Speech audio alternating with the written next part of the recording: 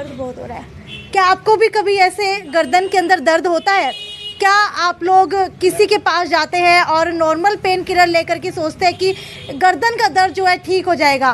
तो आपको बता देती हूँ कि कुछ दिन पहले मुझे गर्दन के अंदर दर्द हुआ था। मेरा गर्दन का दर्द ठीक हो गया, लेकिन मेरे साथी जिनके गर्दन के अंदर दर्द हो रहा था उन्होंने अपने आसपास एक क्लिनिक वाले के पास जा करके कहीं ना कहीं जो है मशीन से इलाज करवाने की कोशिश की थी, लेकिन उनका दर्द इतना ज़्यादा बढ़ गया, उनको फीवर चढ़ने लगा, उनके हाथ के अंदर दर्द होने लगा, उनके हाथ के अंदर दर्द से जो है पूरी बॉडी के अंदर दर्द फैल गया।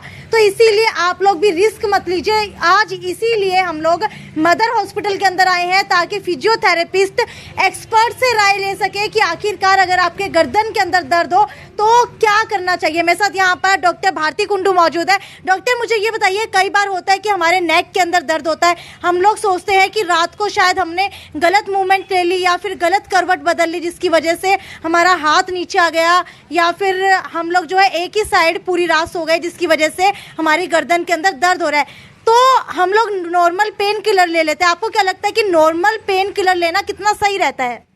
नेक पेन जो हमारा होता है उसके काफ़ी सारे रीजंस होते हैं अलग अलग, लेकिन जो हम पेन किलर खाते हैं वो बस एक टेम्परेरी पेन रिलीफ देता है हमारे नेक को।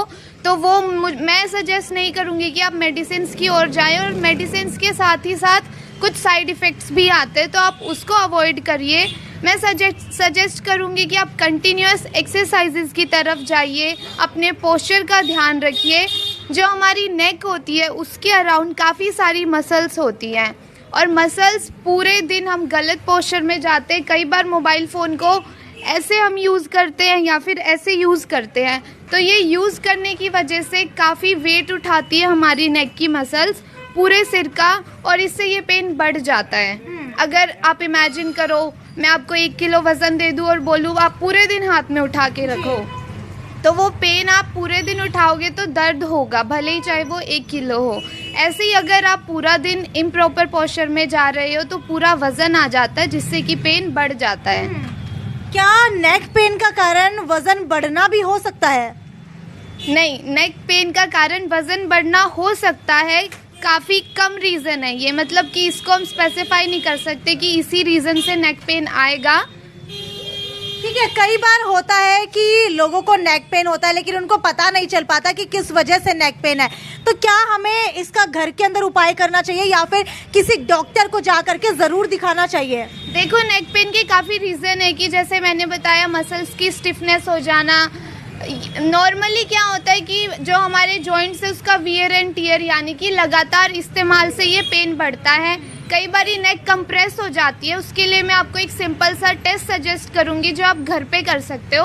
आप स्ट्रेट बैठोगे, अपना हाथ सीधा करोगे, रिस्ट को पीछे की तरफ मूव करोगे, देन नेक को ऑपोजिट साइड आप रोटेट करोगे।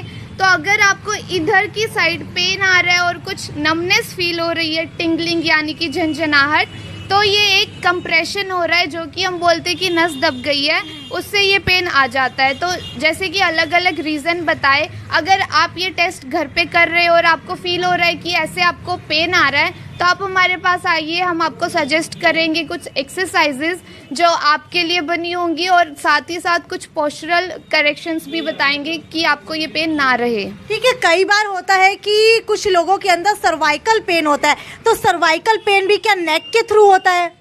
सर्वाइकल एक पेन नहीं होता है, जो हमारे सर्वाइकल वर्टिब्रा जो होती है हमारी बैकबोन, उसके ऊपर 7 टोटल वर्टिब्रल स्पाइन होती है जिसको हम बोलते हैं नेक वर्टिब्रा।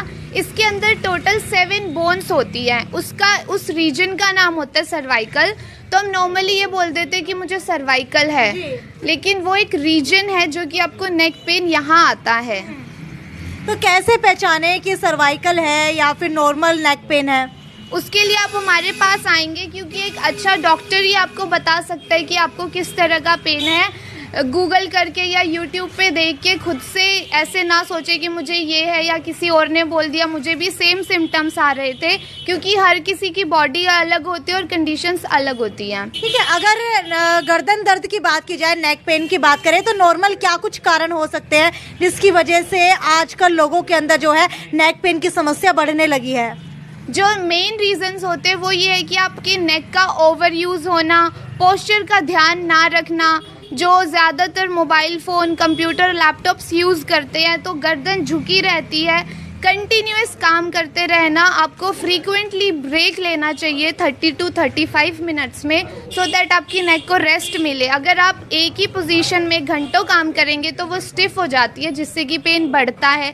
साथ ही आप कई बार हम लोग देखते हैं कि हम टीवी देख रहे हैं तो 2-3 पिल्लो लगाते हैं, उससे आपके नेक पे स्ट्रेस बहुत ज़्यादा पड़ता है, तो वो चीज़ भी आप अवॉइड करिए। ठीक है, कई लोगों के मन के अंदर सवाल होता है कि भाई हमें रात को सोते वक्त पिल्लो यूज़ करना चाहिए या नहीं करना चाहिए, क्योंकि कुछ लोग होते हैं जिनको पिल्लो सूट करता है, कुछ को नहीं करता है, कुछ को पिल्लो लगाने से दर्द होता है तो कुछ को बिना पिल्लो लगाए दर्द होता है। इसके पीछे का क्या कारण है और पिल्लो लगाना चाहिए या नहीं लगाना चाहिए? पिल्लो यूज़ करना चाहिए, बट एक लेवल के अकॉर्डिंग, ना ही बहुत ज़्यादा मोटा ना ही बहुत ज़्यादा पतला। जो हमारी नेक की कर्व होती है उसको सपोर्ट मिलना चाहिए। अक्सर हम लोग जो पिल्लो यूज़ करते हैं वो सिर्फ यहाँ तक यूज़ करते हैं। आप जब भी पिल्लो लगाएंगे तो आपको अपने पूरी नेक को सपोर्ट देके शोल्डर लेवल तक पिल्लो यूज़ करना है, सो दैट आपको सपोर्ट मिले। बट कुछ लोग होते हैं जो कभी पिल्लो नहीं लगाते हैं, तो अगर आप उनको एकदम से बोलो कि आप पिलो यूज़ करो तो उनको अनईजी फील होता है। उसके लिए आप सिंपल क्या कर सकते हैं कि एक नॉर्मल टॉवल रोल बनाया और अपने नेक के नीचे रख दो, तो वो पिलो भी नहीं होगा और आपकी नेक को सपोर्ट मिल जाएगा। ठीक है, जैसे न्यूबॉर्न बेबीज़ होते हैं, छोटे बच्चे होते हैं, तो उनको माँ बाप हमेशा से सजेस्ट करते हैं, मेरे भी घर में होंगे या फिर आसपास किसी के भी घर में, कि बच्चों के नीचे जो है पिलो नहीं लगाना चाहिए। तो इस बात के अंदर कितनी सच्चाई है? हाँ, बच्चों के अंदर पिलो नहीं यूज़ करना चाहिए क्योंकि वो एक आदत हो जाती है और बेबी जो होता है तब तक उसकी पूरी ग्रोथ नहीं होती है, तो हैबिचुअल हो जाएगा बच्चा, इसलिए नहीं यूज़ करना चाहिए। ठीक है, अगर बात की जाए नॉर्मल नेक पेन की, तो किस उम्र तक जो है नॉर्मल नेक पेन होता है और उसके बाद हमें दिखाना चाहिए?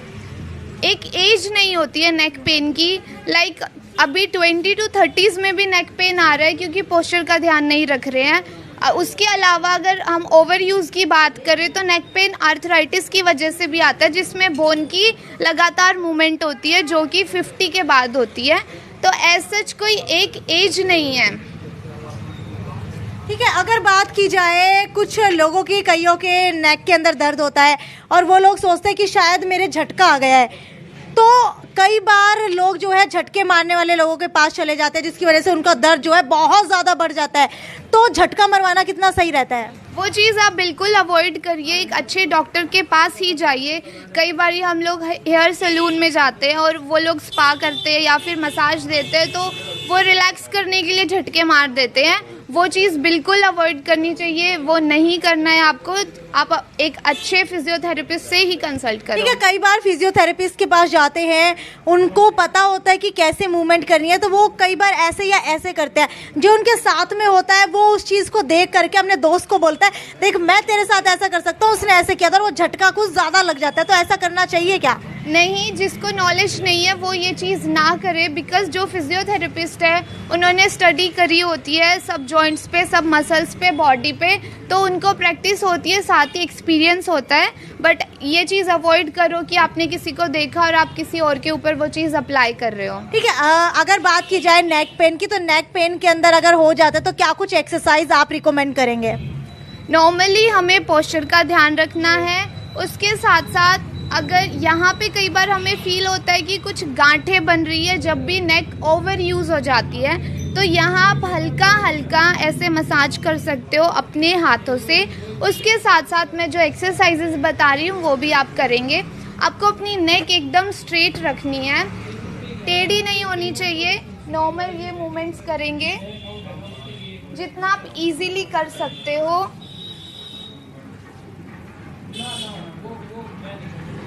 उसके साथ नेक स्ट्रेट है, आप एक हाथ अपने कान पे रखोगे और दूसरी तरफ ऐसे स्ट्रेच करोगे, तो यहाँ पे आपको बहुत अच्छा स्ट्रेच फील होगा।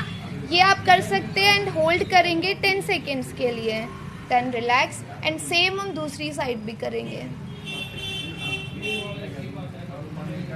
इसके अलावा हम हमारे हाथों की दोनों फिंगर्स को एंटेंगल कर लेंगे और अपने हाथ के पीछे रखेंगे। हाथ से सिर पे रेजिस्टेंस देना और सिर से हाथ पे रेजिस्टेंस देना है। इस एक्सरसाइज में आपको ये ध्यान रखना है कि आप जब भी एक दूसरे पे प्रेशर लगाएंगे तो आपकी गर्दन आगे नहीं झुकनी चाहिए और ना ही पीछे जानी चाहिए। नेक एकदम स्ट्रेट रहेगी। एंड देन आप होल्ड करोगे। उसके बाद सेम आप आगे से भी ऐसे ही कर सकते हो। होल्ड करेंगे 10 सेकेंड्स के लिए एंड देन रिलैक्स। सेम हम लेफ्ट एंड राइट कर सकते हैं। इसमें भी ये चीज़ ध्यान रखिए कि आप प्रेस कर रहे हो हाथ से तो आपकी गर्दन ऐसे हो सकती है, या सिर से जोर लगा रहे हो तो ऐसे। आपको गर्दन स्ट्रेट रखनी है। सेम हम दूसरी तरफ से करेंगे। ये हर एक्सरसाइज आप 10 सेकेंड्स के लिए होल्ड करिए एंड 5 to 10 रेपिटेशंस करिए, जितना आप इजीली कर सकते हो। अगर आपको ये फील हो रहा है कि आपका पेन बढ़ रहा है तो आप वहीं रोक दीजिए। धीरे धीरे रेपिटेशंस और टाइम आप बढ़ा सकते हैं।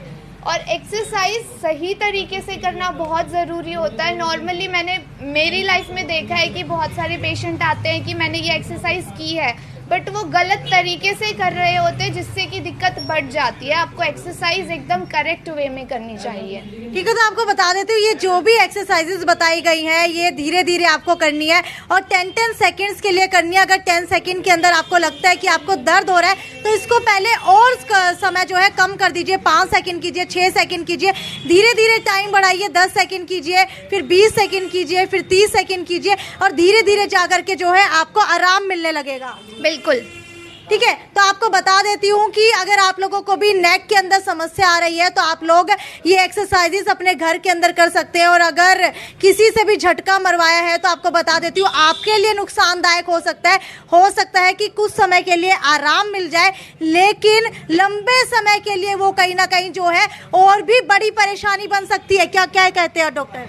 बिल्कुल बन सकते हो। डेटा कहता है कि आप अच्छे से ट्रीटमेंट लेते हो और कंटिन्यूअस अगर एक्सरसाइज रखते हैं तो आप 4 वीक्स में 70% लोगों ने नेक पेन से छुटकारा पाया है। अगर आप वही ट्रीटमेंट प्लान 6 वीक्स तक करते हैं तो 90% लोग ठीक हो जाते हैं, और अगर 3 मंथ्स तक कंटिन्यू रखते हैं तो 95% लोग ठीक हो जाते हैं। तो बिल्कुल 5% बचते हैं जिनको सर्जरी की ज़रूरत पड़ती है, लेकिन अगर आप अच्छे से एक्सरसाइज करोगे तो आप सर्जरी तक जाओगे ही नहीं।